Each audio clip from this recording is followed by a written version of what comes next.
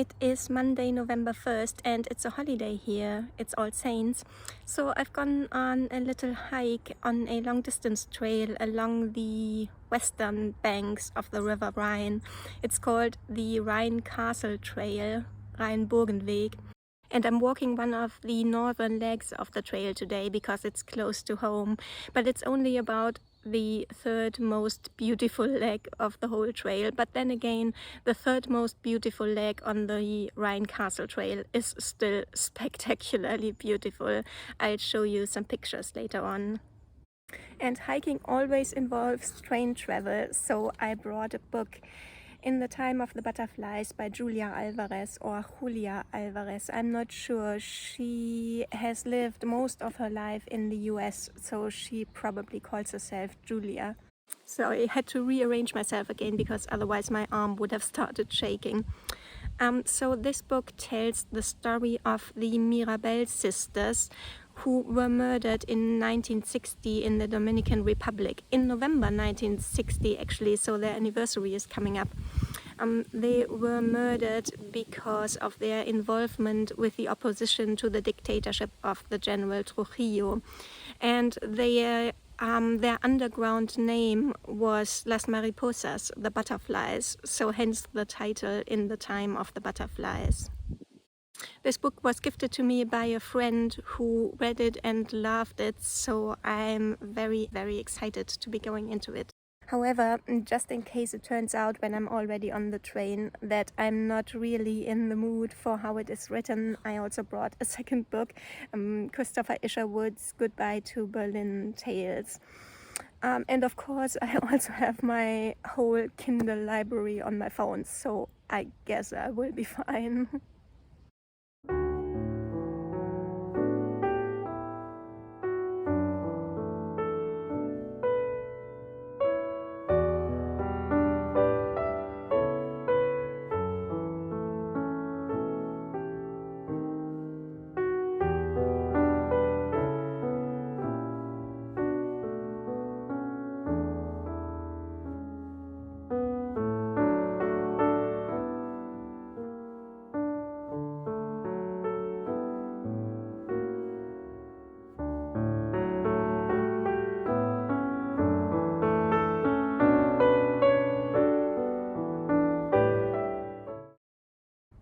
So I've read 1.5 chapters now, and there really was no need for me to take another book with me.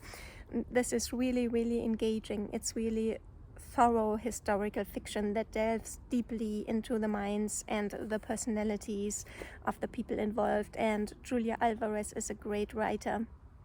However, there's one thing that bothers me, and it's about the narration.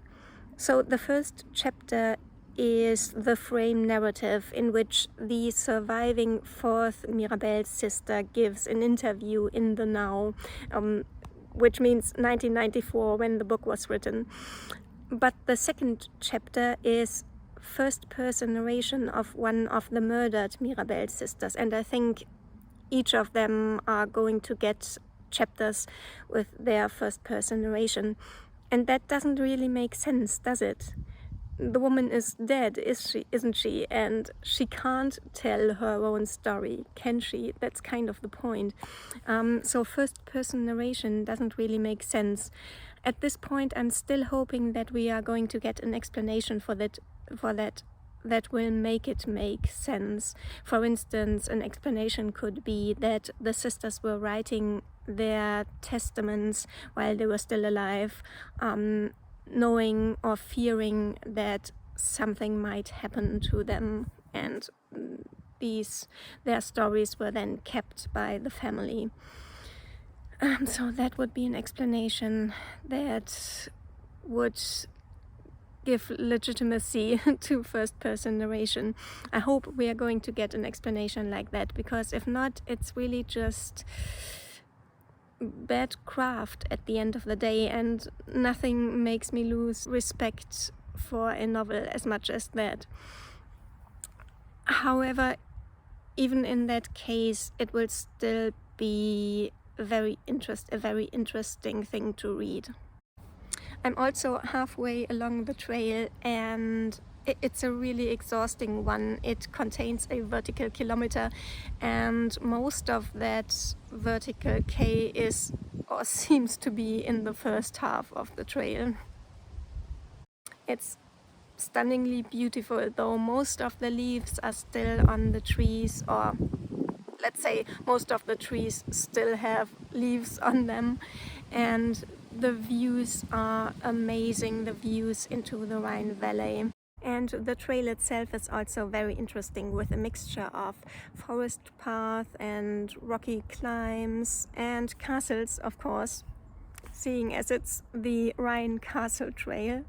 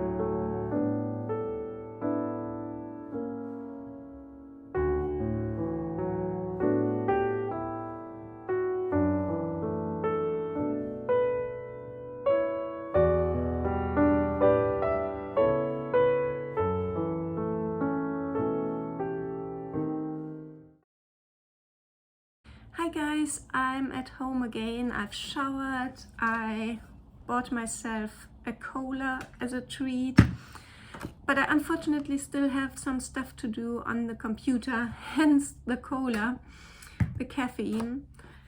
And what I sometimes do when I have to work at the desk is that I get myself an easy non-fiction read that I can dip in and out of throughout the day.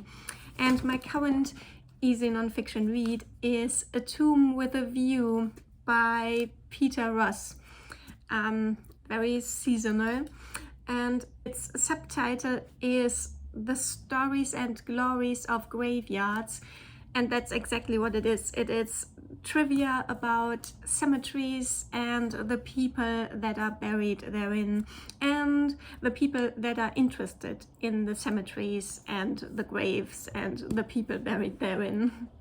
It's extremely episodic. It's full of mini episodes, really short episodes, like 2 paragraphs long, so you can just dip into it, read a mini episode, put it down again, come back to it 2 hours later, read another short episode, put it down again, not pick it up for a week or so, then pick it up again, and you won't feel disoriented because another story is starting that won't have much to do with the one that came before.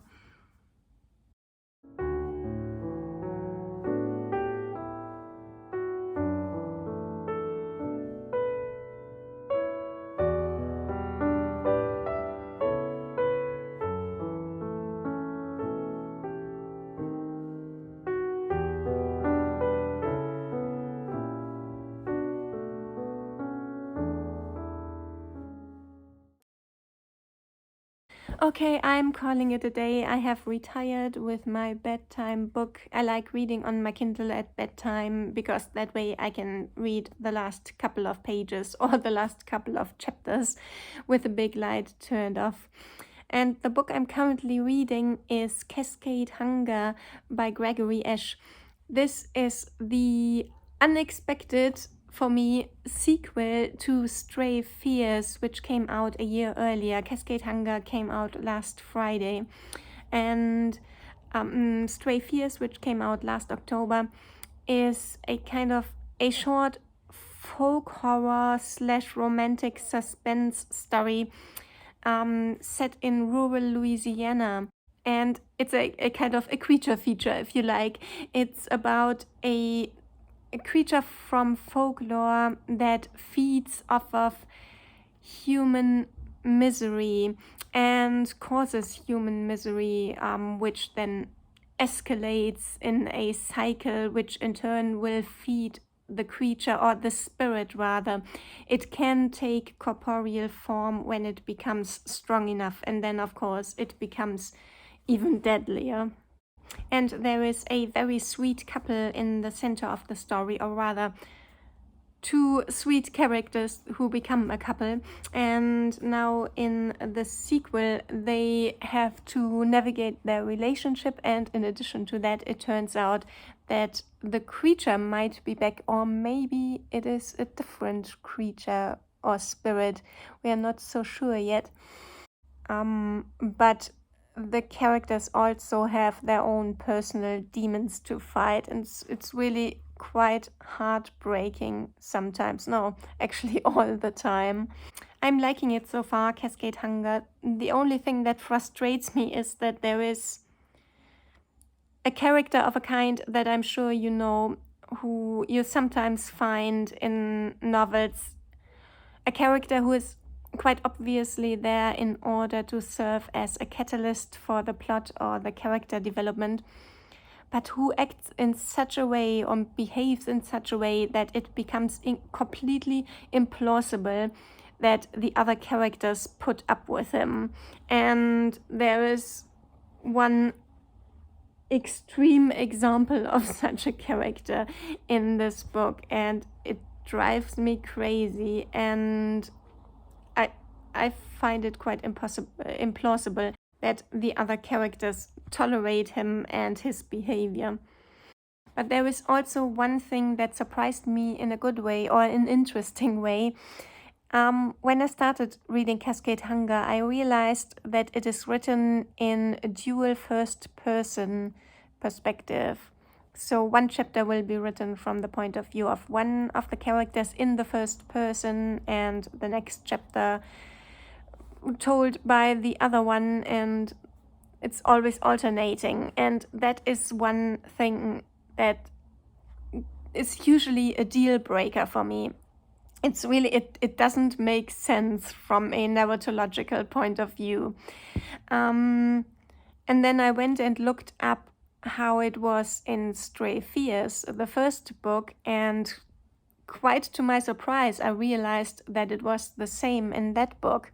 And I'm really quite surprised that I nevertheless ended up loving that book, and I don't have any recollection whatsoever of this perspective problem. And so my first impulse was to DNF Cascade Hunger on page 1. But after I realized that it wasn't a problem for me in Stray Fears, I decided to give it a chance nevertheless. I don't think I'd do the same thing for a new-to-me author, though. Gregory Ashe is one author that I've read a lot of now, and I know that I like him, so I will always cut him some slack. So yeah, this is what I'm going to do and going to be reading for the next 22 minutes or so before I fall dead asleep from exhaustion. I hope that this little vlog has been interesting and or pretty to you, and I'll see you again very soon with what is probably going to be my October wrap-up video. Bye guys!